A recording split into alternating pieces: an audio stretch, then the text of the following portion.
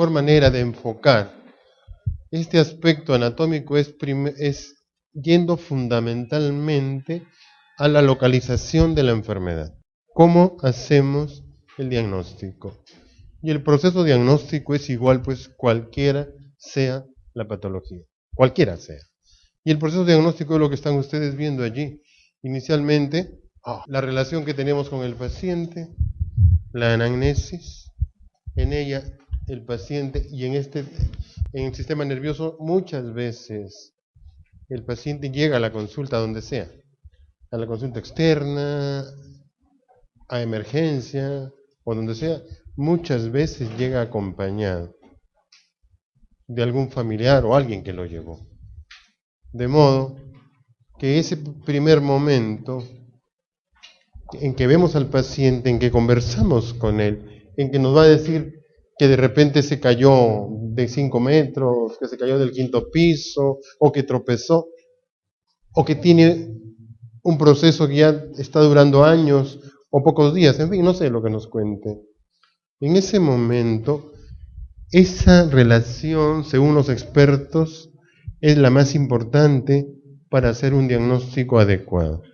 Los expertos dicen que más o menos el 80% de la posibilidad de hacer un adecuado diagnóstico depende de ese momento, de la relación médico-paciente, de la llamada anamnesis. Y fundamentalmente la anamnesis, ¿para qué nos sirve? Para hacer nuestro diagnóstico de causa de enfermedad. Allí nos cuentan que el paciente tiene un buen tiempo, varios años con dolor de cabeza que la presenta en forma episódica. Un dolor de cabeza que es muy intenso, pero que dura pues 4 horas a 3 días, 2 días. Que se acompaña de vómito y una serie de cosas. Pero como es episódica y generalmente es en un paciente joven, entonces yo presumo que podría ser una migraña, por ejemplo. Me dicen, hoy yo vengo del hospital donde trabajo, por eso es que llegué un poquito tarde, porque tenía que siquiera ir un ratito a ver qué pasaba. Vengo de la emergencia, que los residentes me avisaron que había un paciente que hoy temprano llegó al hospital, bueno, como a las 2, 3 de la mañana, que es papá de un muchacho, de un residente del hospital. Hubo una cierta problema en la casa, ha sido como a las 9, 10 de la noche, y este señor de repente dio un grito y cayó al suelo. Eso ha sido ya un poco tarde, como a la 1 de la mañana, algo así. Entonces, me pasaron la voz a esa hora, el chico me dijo, doctor, digo, lo llevo a la clínica, que estoy a 2 pasos, le digo, ¿y al hospital? ¿Tu papá cómo está? ¿Está consciente ahorita? El hospital está más fácil, le digo, para poder hacer cosas. Entonces lo llevó al hospital. Y cuando he llegado al hospital, temprano, que llegué como 6:30 de la mañana, estaba totalmente en coma. Ni siquiera tenía rigidez de nuca. Pero en la tomografía, en la resonancia magnética que se le hizo temprano en el hospital, aparece una tremenda hemorragia. Una hemorragia subaracnoidea. Miren qué diferencia. El otro que tiene un dolor de cabeza crónico, y este señor tiene 60 y tantos años, y bruscamente ayer ni siquiera se quejó de nada, simplemente perdió la conciencia y en el transcurso tuvo un vómito. Entonces este último tiene toda la característica, probablemente tuvo dolor de cabeza, pero fue tan rápido que no hubo tiempo de quejarse siquiera. Este último tiene toda la característica de una hemorragia subaracnoidea. ¿Y eso quién nos lo da? La anamnesis. Entonces en la anamnesis nos cuentan, esto fue de este modo o fue de este otro. Entonces esto nos sirve fundamentalmente para precisar el diagnóstico de causa de enfermedad. Luego que ya nosotros conversamos con el paciente, estamos presumiendo, en el caso de este señor que les dije hace un ratito, de hoy día, que podría tener una hemorragia subaracnoidea. Entonces la causa probablemente vascular. ¿Y dónde está la lesión? Entonces la manera de poder precisar la lesión es haciendo mi examen clínico. Ahí dice examen clínico y neurológico separados. Eso simplemente es por motivo didáctico, nada más que por motivo didáctico. Pero el examen neurológico es parte del examen clínico general. Entonces, con este examen yo debo estar en condiciones de decir, la lesión está afectando el hemisferio cerebral del lado izquierdo, del lado derecho, o la médula espinal, o el nervio periférico, no sé. Entonces, para eso es la anatomía, la neuroanatomía, para poder precisar mi lesión. ¿no? Entonces, que a eso la voy a orientar un poquito lo que es anatomía. Una vez que nosotros hicimos nuestra historia clínica, que más o menos presumimos un diagnóstico de causa de enfermedad, examinamos al paciente y hemos decidido, por lo que hemos encontrado en el examen, que probablemente tenga una lesión en la protuberancia, en el lado izquierdo de la protuberancia, parte superior, probablemente un infarto allí. Pero nosotros no somos adivinos, pues. Imposible, nadie puede con mucho criterio decir exactamente es esto. Entonces, luego que hicimos ese ejercicio, lo lógico es que hagamos un diagnóstico diferencial. Entonces, postulo ciertas cosas y de acuerdo a lo que, según mi punto de vista, pese un poco más, me voy quedando con eso. Y el resto lo voy descartando. Y para eso me sirven los exámenes auxiliares, para hacer un adecuado diagnóstico diferencial. ¿De acuerdo? Esto ya no lo volvemos a repetir, por favor, si tienen alguna duda, me preguntan en ese rato, porque voy a avanzar un poquito más rápido, porque estoy bien lento, creo. ¿Ya? Ese esquemita lo conocen ustedes muy bien. Está viendo el hemisferio izquierdo, así como estoy yo. El hemisferio izquierdo, la parte anterior, la región frontal, la parte posterior, la región occipital. En el cerebro aparecen una serie de accidentes, una serie de, entre comillas, protrusiones y entradas o valles que van a delimitar ciertas partes, ciertas estructuras, que van a delimitar algunas zonas del cerebro. Por ejemplo, aquí, esta es la cara externa del hemisferio izquierdo, la región frontal aquí, occipital acá, y acá tenemos el lóbulo temporal. Aquí nosotros tenemos esto, que es la cisura de Rolando. Y la de Silvio que viene por acá, ¿no es cierto? La de Silvio va hasta atrás, casi hasta el lóbulo parietal aquí. Y la de Rolando viene hasta aquí y la prolongamos un poquito más. Todo lo que está por delante, el lóbulo frontal. Hacia atrás el lóbulo parietal circunscrito por la cisura calcarínea. Y una línea imaginaria desde la parte más inferior de Silvio hacia atrás, todo esto, el lóbulo temporal. Cada uno de ellos tiene determinada característica clínica. Por ejemplo, tenemos la primera, segunda y tercera circunvolución frontal. ¿Qué es lo más notable del lóbulo frontal? Esta estructura de aquí. Rolando, por lo que está por delante, pre-rolandio. ¿Qué tiene que ver eso? ¿Recuerdan ustedes el homúnculo motor? El homúnculo de Penfield, que fue descrito hace más de 100 años, que hasta ahora tiene vigencia. Han cambiado cosas muy, pero muy pequeñitas nada más. Lo grande, lo grosero, se sigue manteniendo exactamente como fue descrito hace mucho tiempo. Y aquí, en esa zona, aquí, en la circunvolución frontal ascendente, o prerolándica, está representada la función motora. Esta es la convexidad. Aquí tenemos la cara, el miembro superior, y aquí tenemos el ángulo, en el ángulo de la convexidad, la cadera. Hacia la cara interna, el miembro inferior. Pero aquí tenemos el ángulo de la cadera y toda esta zona, la cara y la mano, que tiene una gran representación acá. Importante, importantísimo al momento de precisar lesiones. ¿Por qué? Si nosotros recordamos la circulación del sistema nervioso, específicamente la circulación cerebral, hay dos grandes sistemas, ¿no es cierto? El carotidio hacia la parte anterior y el posterior o vértebro basilar, ¿no es cierto? Y el carotidio tiene dos grandes arterias finales, que son cerebral anterior y cerebral media. Y cerebral anterior y cerebral media se distribuyen en toda esta zona. En la cara externa, por ejemplo, todo esto de aquí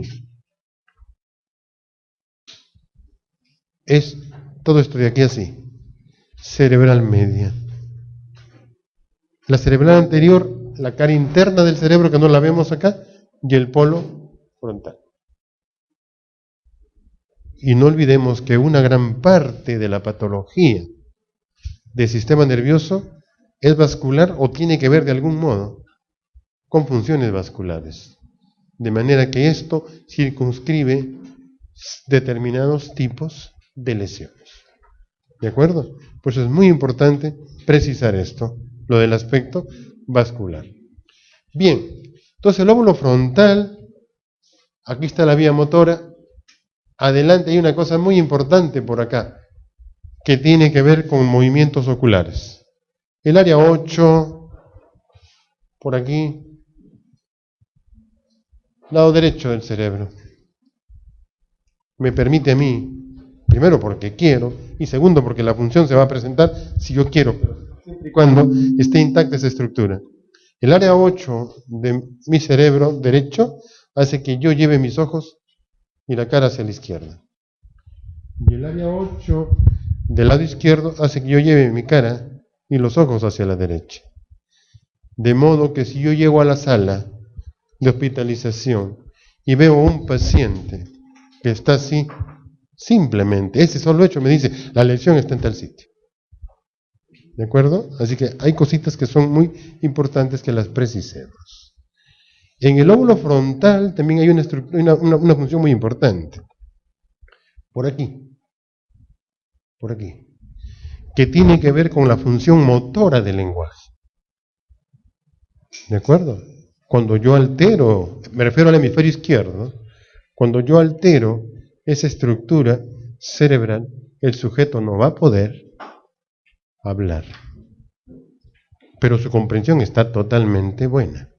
Su comprensión está intacta. Entonces decimos, ese paciente tiene afasia de expresión, afasia no fluente, afasia de Broca. Hay muchos nombres que le ponen y por eso es que nos equivocamos tanto acá, porque hay muchos nombres.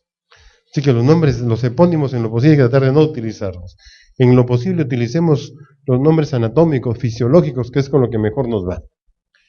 Bien, vamos un poquito hacia atrás y tenemos aquí, ya en el lóbulo parietal, prerolándica y posrolándica.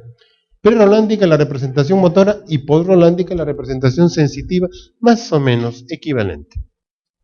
En la cara externa,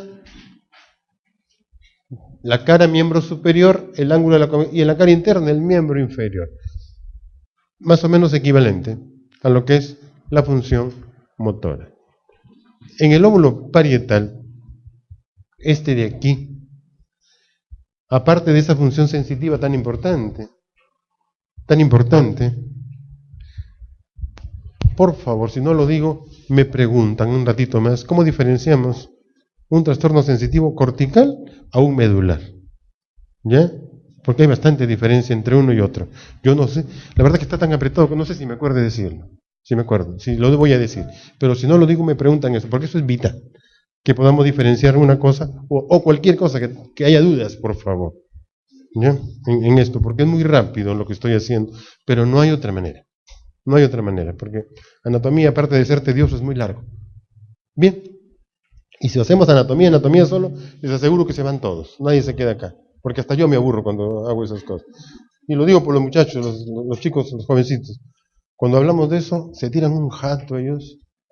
Por eso es que yo, más que médico, soy profesor y tengo la boca bien sucia. Digo idioteces cada vez cuando los veo que se están durmiendo. Ustedes no, porque ustedes ya son jovencitos, ya ustedes son mayores ya. Pero a los chicos les digo pura estupidez, les digo para que se despierten. Si se me sale alguna de esas cosas, por favor me disculpen. ¿Ya? No es que yo aprendí que cuando la gente se duerme, habla cualquier idiotez para que se despierten. ¿Ya? Y a veces lo hago.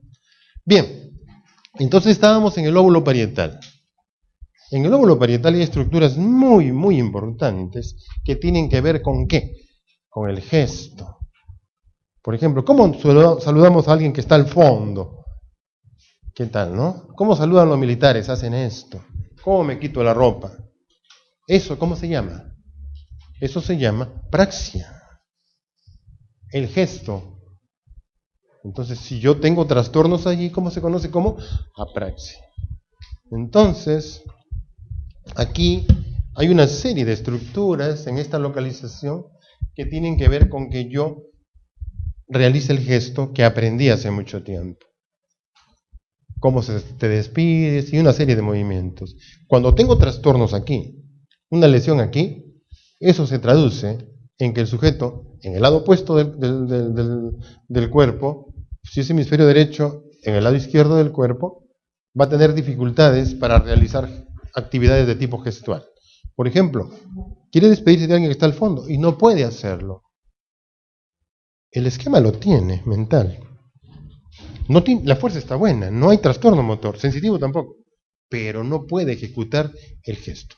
Eso es apraxia. ¿De acuerdo? ¿Dónde está la lesión? Parietal. ¿Listo? Si tengo un sujeto con eso, hemisferio izquierdo, la apraxia está en el lado derecho. Y si es el lado derecho del cerebro, se presenta la apraxia en el lado izquierdo. ¿Listo? Además, cuando se compromete el hemisferio derecho parietal, ocurre un trastorno muy importante. Todos conocemos nuestro cuerpo, lo conocemos bien, ¿cierto? Y si me pasa algo, inmediatamente me doy cuenta. Pero si yo tengo una lesión frontoparietal, parietal cortical, tengo parálisis muy probablemente del lado izquierdo, pero no me doy cuenta que tengo parálisis. ¿Por qué? Porque mi lóbulo parietal desconoce el lado izquierdo del cuerpo. Eso se llama hemiasomatognosia. Si la lesión es izquierda, me da fascia. Y si la lesión es derecha, me da desconocimiento del lado izquierdo del cuerpo. ¿Listo? Eso es por hemiasomatognosia. De modo que cuando examinamos al paciente, me dice que no puedo dejar esto, pero incómodo, yo no puedo. Asomatognosia. Creo que ahí. Ya. Cuando examinamos al paciente, yo le cojo la mano izquierda, ¿ya? Y con la mano derecha le digo que él me coja mi dedo. Mientras mira, lo hace que bien. Pero le cierro los ojos y le digo, cójame la mano izquierda, y él empieza a buscarla por todos lados y no la va a encontrar. Hasta que, acá está mi mano, dice. Cierre los ojos, suélteme y le pongo la mano por acá. Y empieza a buscar nuevamente. No la encuentra. ¿Por qué? Porque hay un trastorno en el esquema corporal. Entonces, ¿qué conocemos como hemiasomatognosia? Esa lesión parietal hace que él desconozca lo que ocurre en el lado izquierdo de su cuerpo, de modo que no es consciente que tiene parálisis, que tiene problemas en el lado izquierdo. ¿Listo? Bien. Es bien resumidito lo que les estoy dando, porque esto es bastante amplio. Si tienen alguna pregunta, encantado.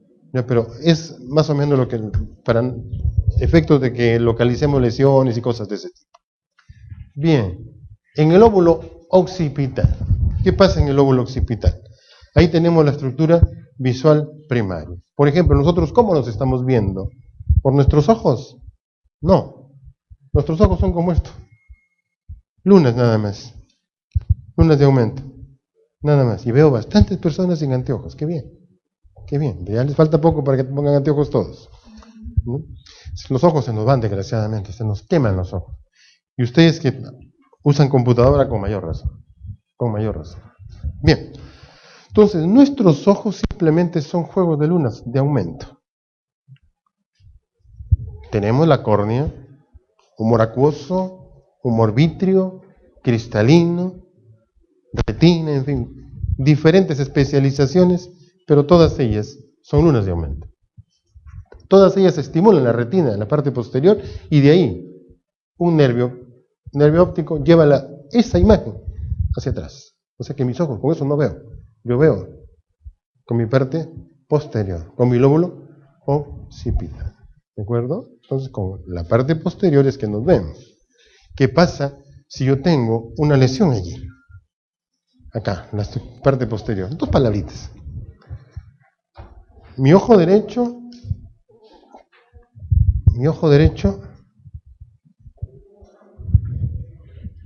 recibe imagen de la retina en dos partes, interna y externa, o nasal y temporal.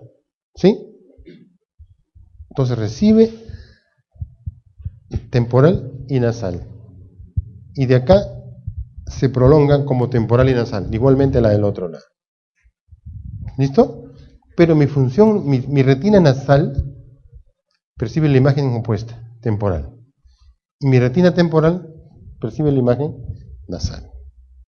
¿Sí? De modo que mi retina del lado derecho, ¿sí?, percibe campo temporal derecho y nasal derecho. Y la del otro lado recibe campo temporal izquierdo y nasal izquierdo, porque se cruza la cosa. Todo eso va hacia atrás en el nervio óptico. Y en la parte central, por debajo de la hipófisis, las nasales se cruzan. Las temporales siguen siendo temporales en su lado. ¿Listo? Las nasales se cruzan de manera que la derecha va al lado izquierdo y el izquierdo va al lado derecho.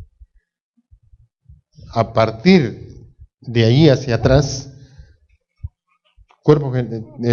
tubérculo cuadrigémino superior, o lateral, perdón, de ahí hacia atrás van a percibir el lado derecho, temporal derecho y nasal izquierdo. Y el lado izquierdo, temporal izquierdo y nasal derecho. ¿Estamos? Bien. ¿Qué pasa entonces si yo tengo una lesión acá? Yo tengo acá una lesión irritativa, tengo un cisticerco ahí que friega. ¿Qué pasa con el cisticerco? Aquí, en la región occipital. ¿Qué me va a producir? Me irrita, me produce alucinaciones. ¿Y dónde son las alucinaciones que veo yo? Si son atrás, tienen que ser siempre al lado izquierdo. ¿Por qué? Porque aquí llega la nasal izquierda y la temporal derecha.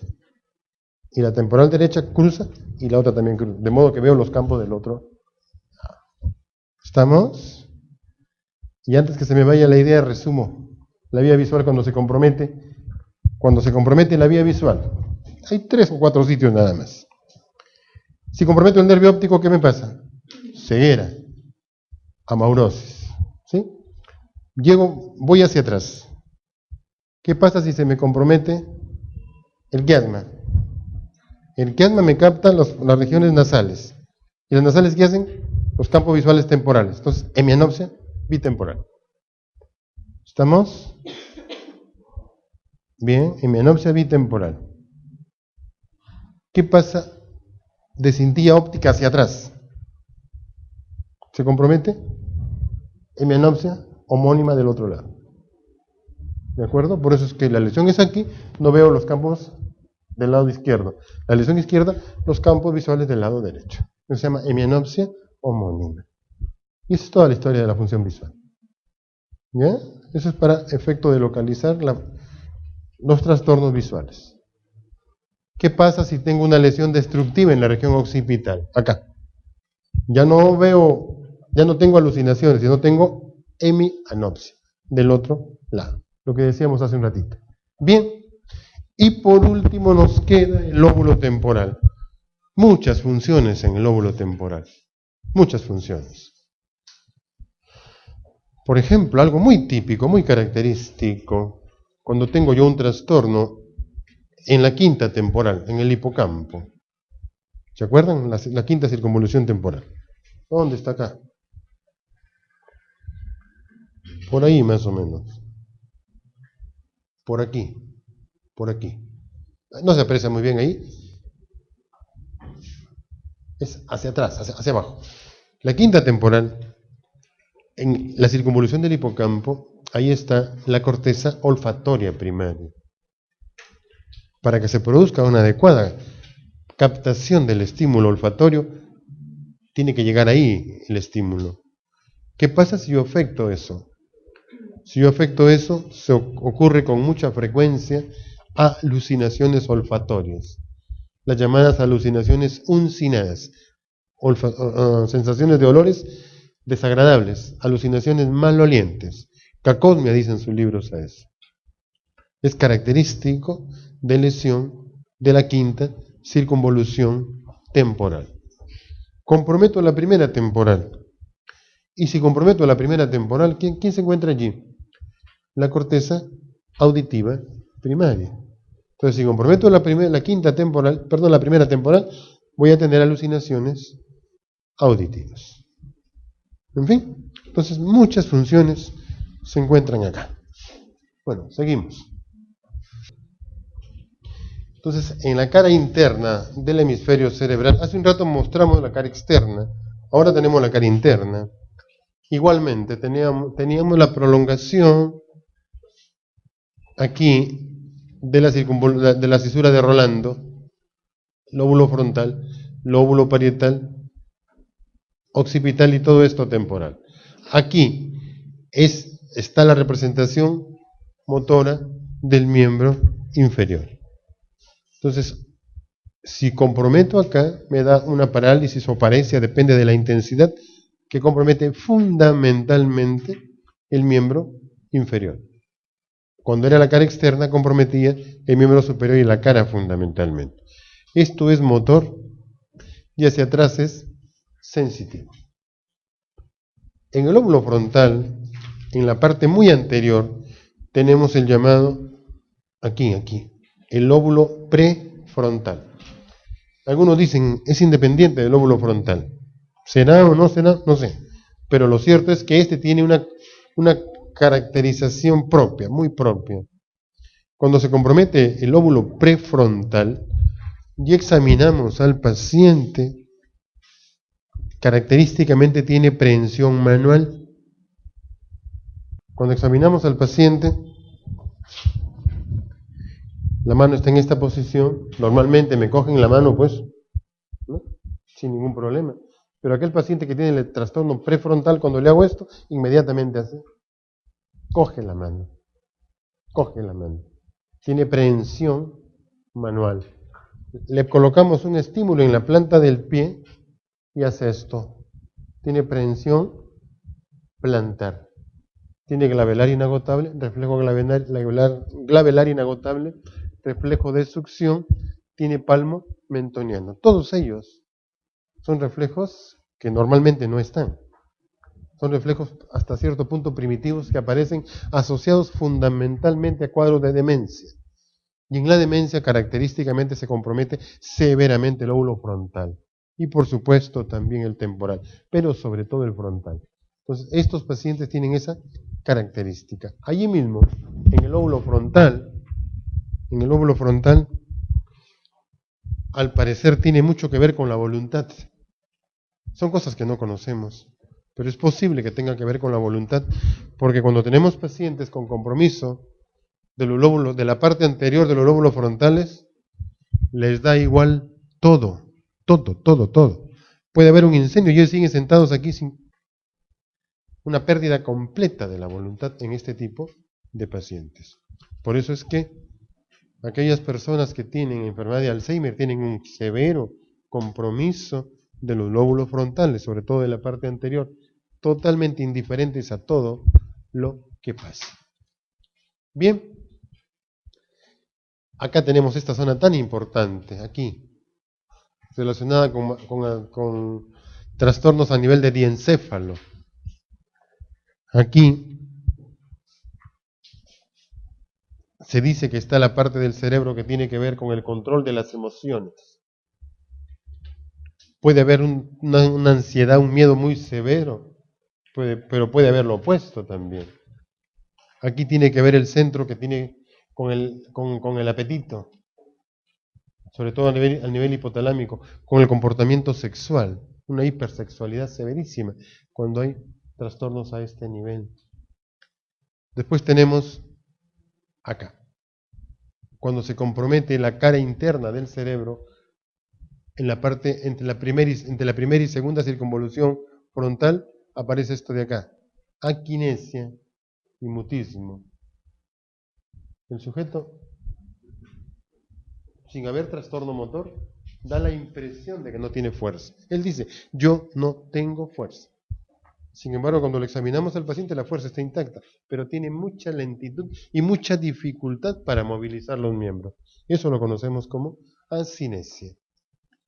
Bien, ¿qué más tenemos por acá? Aquí, lóbulo parietal, trastorno sensitivo. ¿Cómo es el trastorno sensitivo parietal? Por ejemplo, yo le doy una hincada a esta señorita, inmediatamente ella retira su brazo. Simplemente es un trastorno reflejo. Te tira su brazo porque hay una nox ahí que está afectándola mucho. Para hacer ese movimiento, el estímulo no necesita llegar a la corteza cerebral, simplemente lo retira. Suficiente con llegar al tálamo, ya percibió el dolor, inmediatamente retira el brazo. Igualmente ocurre para el tacto, en fin. Pero, ¿qué pasa? ¿Te puedo molestar, hijita? ¿Te puedo molestar? ¿Sí? Cierra los ojos. Cierra los ojos, por favor. Dame tu mano derecha. ¿Qué tienes en la mano? ¿De qué material es eso? De plástico. ¿Qué cosa puede ser eso? ¿Cómo? Un control. Abre los ojos, por favor. Sí. ¿Cómo sabe eso ella? Todos nosotros, al coger algo en la mano, vamos a recordar, esto tiene la estructura de un plástico. Esto no, esto es metal, esto es papel, esto es agua. ¿Cómo? Porque esas sensaciones nosotros hace muchísimo tiempo, probablemente cuando éramos niños chicos, las grabamos en nuestra corteza parietal. Si es la mano derecha, en la corteza parietal izquierda. De manera que ahora que lo necesito, ahora yo voy a asociar. Lo que tiene esta sensación es plástico, como dice ella. ¿Qué cosa es eso? Estoy discriminando. Entonces, para discriminar, estoy comparando. Entonces, aquí es corteza parietal. Aquí ya no solamente es el rincón y mi retiro el brazo. Ya no. Aquí voy a comparar, voy a tener cosas que aprendí hace mucho tiempo y que van a permitir decir, ¿es esto, aquello o lo otro? ¿De acuerdo? Entonces, esto último es corteza parietal. Del mismo modo, reconocimiento de objetos. El estímulo de 2 puntas. En la mano, ¿cuánto se puede discriminar? De 2 a 3 milímetros. En el pulpejo de los dedos se discrimina perfectamente bien. De 2 a 3 milímetros. De manera que cuando me examinan con 2 puntas, en 2 o 3 milímetros en el pulpejo de los dedos, debo discriminar. Y en la planta del pie, ahí es más difícil. De 7 a 10 milímetros se discrimina en la planta del pie. Ya, esa también es otro tipo de sensación. Es una sensación cortical. Bien. ¿Recuerdan eso? El homúnculo motor.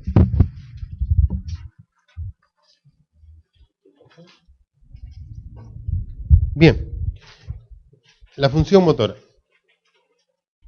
Y seguimos con el aspecto anatómico. Es lo que decía hace un rato.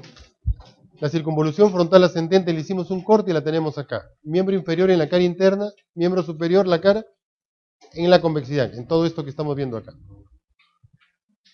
Decíamos hace un rato que la cara externa, es irrigada por la arteria cerebral media. Entonces, si yo tengo un trastorno en la arteria cerebral media, me va a comprometer eso. Miembro superior y la cara. ¿Y la cara interna del cerebro quién irriga? La cara interna del cerebro la irriga la arteria cerebral anterior. Ya. Entonces, si yo comprometo el cerebral anterior, me da un trastorno en el miembro inferior. ¿Sí? Bien. Eso es la corteza cerebral. Aquí están las células, pero todas ellas tienen una prolongación, tienen un axón. Y ese axón va a venir hacia abajo. La prolongación, todo esto es sustancia gris. El axón es sustancia blanca y toda esa dispersión de células se va a juntar aquí, en esta estructura que es la cápsula interna. En el brazo posterior de la cápsula interna, ahí toda esta estructura tan dispersa se junta acá, en el brazo posterior, en los 2/3 anteriores y en la rodilla de la cápsula interna, ahí se juntan. Acá son 2 arterias, cerebral anterior y cerebral media, pero aquí es una sola. Aquí es una arteria perforante pequeñita, rama de cerebral media. Y aquí van juntas todas. De manera que cuando yo tengo lesión en la región subcortical, cuando se compromete aquí la cápsula interna, me da ¿qué cosa? Parálisis de toda la mitad del cuerpo, en forma proporcional. Cara, brazo, pierna. ¿Por qué? Porque ahí van todas las fibras juntas. Y la arteria es la misma que irriga toda esta estructura. Que incluso aquí cerquita, aquí está el tálamo. Y el tálamo tiene un núcleo que es el ventro posterolateral, que es irrigado por la misma arteria que irriga esta zona de la cápsula interna. Y cuando se compromete el núcleo ventroposterolateral, me da un trastorno sensitivo, porque el núcleo sensitivo talámico es ese. ¿Ya?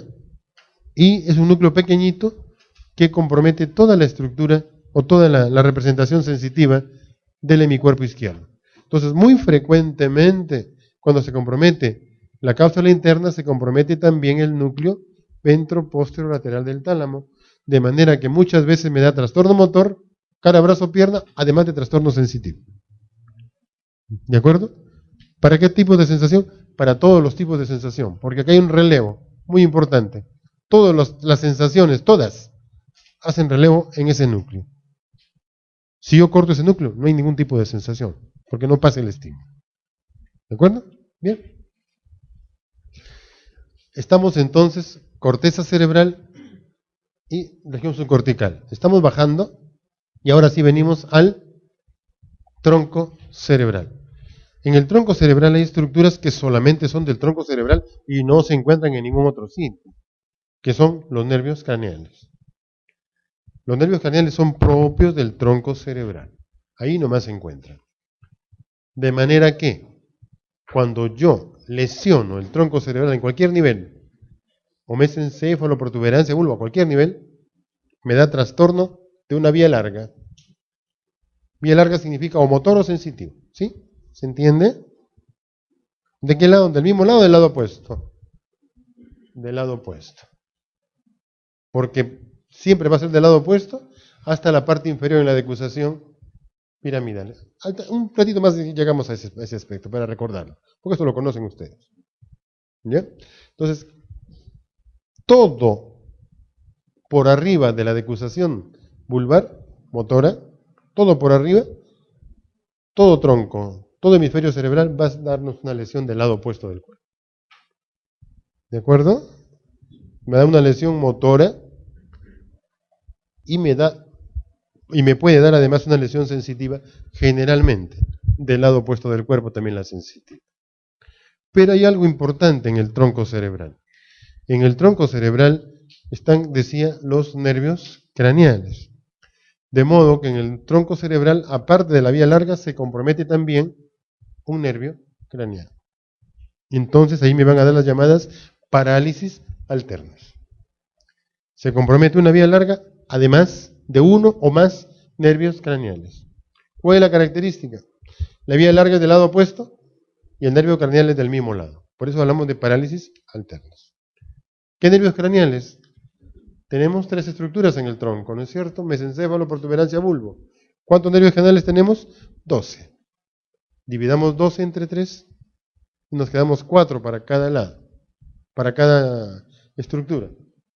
Pero si nosotros vemos bien la característica del primer y segundo nervio craneal, tienen una estructura totalmente diferente al resto de nervios craneales. De manera que primero y segundo lo sacamos, nos quedamos con 3 y 4 para mesencéfalo, del 5 al 8 para protuberancia y los 4 últimos para bulbo. 5 al 8, 5, 6, 7, 8, 5, trigémino, motor ocular externo, facial y auditivo. Cuando tengo protuberancia se compromete en cualquiera de ellos, o todos. Los últimos, 9, 10, 11 y 12, cuando hay lesión vulvar. Y 3 y 4, cuando es compromiso de mesencéfalo. Esa es toda la historia del tronco cerebral. Entonces, resumo, cuando hay compromiso de tronco cerebral me da las parálisis alternas. Trastorno de vía larga del lado opuesto, o sea, motor o sensitiva, y nervio craneal del mismo lado con esa estructura que hemos dicho. Y luego, si tienen alguna duda me preguntan, por favor. Y luego, llegamos a la parte inferior. La vía motora, ¿dónde va en el tronco cerebral? ¿Adelante y hacia adentro? Si yo tengo una lesión en tronco cerebral en la parte posterior, ahí no me compromete nervio craneal. Perdón, no me compromete vía motora, porque la vía motora va adelante, aquí, pie de pedúnculo, adelante, hacia adentro. La vía sensitiva va acá en la parte central y los nervios craneales un poquito más atrás. ¿De acuerdo? Entonces, ya vimos hemisferio cerebral, ya vimos región subcortical y tronco. la parte inferior de bulbo, aquí. Aquí tenemos, bulbo no es una estructura, no tenemos bulbo ahí, pero aquí tenemos la parte inferior de bulbo. Y en la parte inferior de bulbo, la vía motora va en la pirámide vulvar, una en cada lado. Y en la parte inferior de bulbo se va a cruzar, se va a decusar la vía motora. El 90% de las fibras en la transición de bulbo a médula cervical van a cruzar hacia el otro lado. Y el 10% sigue en el mismo lado. El 90% de las fibras del lado derecho cruzan hacia la izquierda igualmente. Eso se conoce como la decusación piramidal o la decusación vulvar. El 90% de las fibras que se cruzan son importantes porque ellas son funcionantes. El 10% que siguen en el mismo lado no tiene mayor función. ¿De acuerdo? Por eso es que todo compromiso por arriba de acá, de la decusación por arriba, me da trastorno motor del lado opuesto del cuerpo. Puedo tener trastorno de primera neurona. Todo esto hasta este momento es primera neurona. ¿Puedo tener trastorno de primera neurona en la médula espinal o no? Por supuesto que sí. Porque miren, la vía se cruzó y ahora va al bulbo ya. Y sigue como haz córtico espinal cruzado, que va en el cordón lateral de la médula espinal. ¿Estamos? El 90% de las fibras que son las que funcionan pasan en el cordón lateral y el 10% sigue en el cordón anterior, que no tiene ninguna significación porque fisiológicamente no tiene función, no tiene importancia. ¿Estamos? Listo. Entonces continuamos. Ya decíamos eso, la vía sensitiva tiene una misma representación igualita que la motora. Esta es otra historia. Voy a tratar de que no se hace un chongo esto, ¿no? ¿Cierto? Sí. Porque mucha cosa, ¿no? Creo que voy a hablar lo más sencillito posible, ¿eh? Porque son cosas que ustedes la conocen simplemente porque la recuerden nada más. Porque este es complicado. Entonces voy a resumir lo que dijimos. La vía motora tiene una neurona que está en la corteza cerebral, sigue todo un recorrido, y la segunda neurona, ¿dónde está? Médula espinal. O sea, 2 células nada más. Primera neurona, corteza, circunvolución frontal ascendente, segunda neurona, médula espinal. Y la primera neurona se puede comprometer en cualquier nivel, en la corteza, subcortical, en el tronco, en la médula espinal. ¿De acuerdo? O sea, en cualquier nivel. Y la segunda neurona, ¿dónde empieza? En el asta anterior de la médula espinal y termina en la parte más periférica, realizando determinado tipo de función. Entonces, en la función motora son 2 células. La función sensitiva son ¿cuántas células? Ahí es un poquito más complicado. Ahí ya no son 2 células, porque la primera neurona motora se encuentra en la corteza cerebral y de ahí se va a distribuir. Mientras que la sensitiva, la primera neurona se va a encontrar aquí, en el ganglio de la raíz posterior. Y en ese ganglio, aquí, va a captar todos los estímulos que estén por acá. Cualquiera, muchos. Todos los estímulos que los capta aquí, por este lado. Y viene y aquí está el cuerpo de la neurona. Y de aquí lo va a dirigir hacia el cerebro pasando por diferentes sitios. Entonces tenemos una neurona aquí. Primera. Aquí hay una. Por ejemplo, para dolor y temperatura cruzan en el mismo lado, pero aquí tenemos otra neurona, una sinapsis aquí. Segunda neurona. Cruzan, asciende, otra sinapsis acá en el tálamo, núcleo ventropóstero lateral, ya tercera neurona. Y termina en la corteza parietal, en la zona que veíamos hace un rato, ya sería cuarta neurona. ¿Bien? Ya. Para dolor o temperatura. Dolor y temperatura tiene la primera neurona que en el ganglio de la raíz posterior capta el estímulo y lo dirige hacia el asta anterior de la médula, del mismo lado. Aquí tenemos una célula y se produce la sinapsis. Segunda neurona. Cruza por delante del conducto del epéndimo y va a ascender en el cordón lateral, como haz espino talámico lateral. Y el espino talámico lateral, a su vez, va hasta, asciende como el menisco medio, y la tercera neurona acá en el tálamo, núcleo ventroposterolateral. La tercera neurona, y termina en la corteza parietal. Lo que quiero darles a entender es esto. El receptor siempre es el mismo. Me refiero, la primera neurona siempre es el mismo. Lo que cambia es el receptor. Estímulo para dolor, para temperatura, para tal, todos esos estímulos cambian. Pero la neurona que percibe, la primera neurona es la misma, está el ganglio.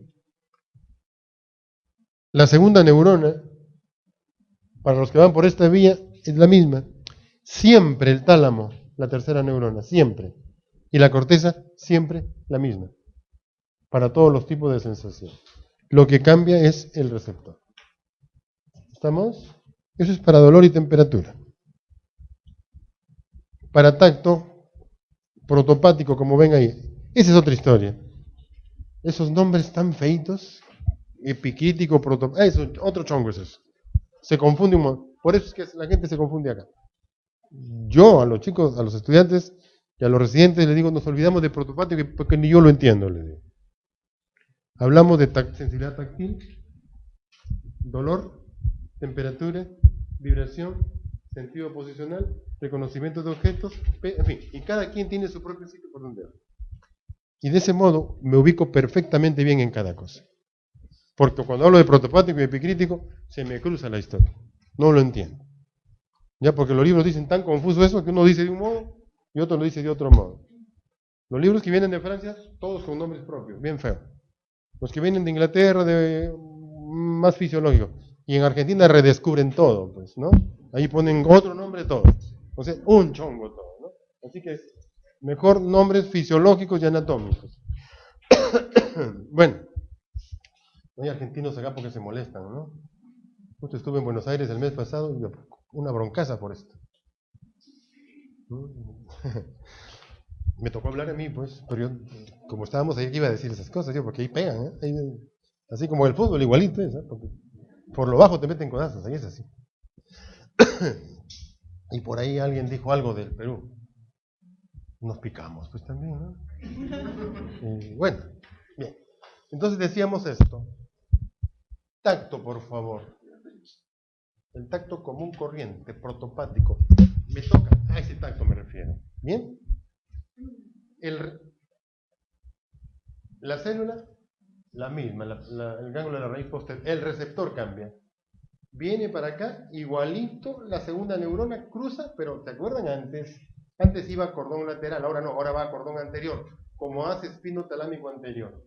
Asciende, igualito termina en el tálamo y finalmente en la corteza en el mismo sitio. Pero también es otro tipo de sensación.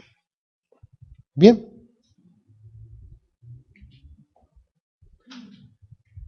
Y finalmente la sensibilidad vibratoria, sentido posicional, o profunda si queremos decirle. Miren acá, el receptor siempre, que diga en la célula inicial, el gángulo de la raíz posterior, siempre la misma, cambia el receptor. ¿Ya? Viene, y antes todas hacían sinapsis aquí, ahora ya no hay sinapsis aquí, se extiende como fascículo de Golgi-Burdach. Y este hace sinapsis en los núcleos de Golgi-Burdach del mismo lado del bulbo. Y aquí viene la otra decusación, la decusación sensitiva. La decusación motora es en la parte final de bulbo. La sensitiva es en la parte media de bulbo. Aquí, sinapsis aquí, primera neurona y segunda recién está acá. Sinapsis aquí, y en este momento de la sinapsis cruza al otro lado. Y asciende hacia el tálamo del lado opuesto ya.